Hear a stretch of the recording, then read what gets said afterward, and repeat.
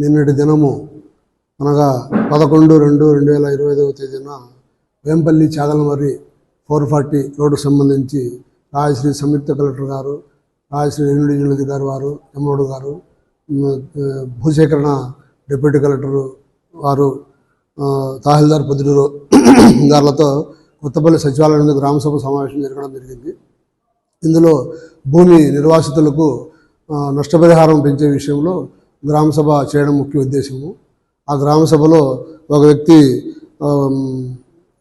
చాలా ఆవేశంగా మాట్లాడుతూ పప్పులు బొరుగులు ఇట్లా పప్పులు బెల్లం అనే వర్డ్స్ వాడినందువల్ల నేను సభ ప్రశాంతంగా జరగాలనే ఉద్దేశంతో అంత దినాతిదినంగా సభలో పప్పులు బెల్లం అని ఎందుకు వాడతావు పదాలు, అధికారులను అడిగే విధానంలో తేడా ఉంది.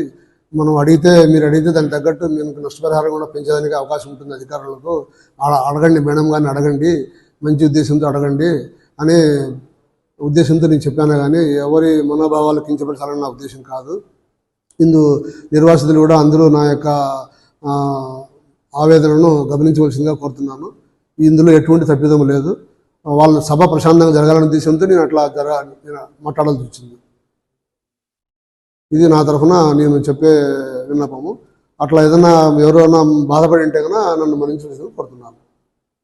హాయ్, హలో, నేను మహేష్ విట.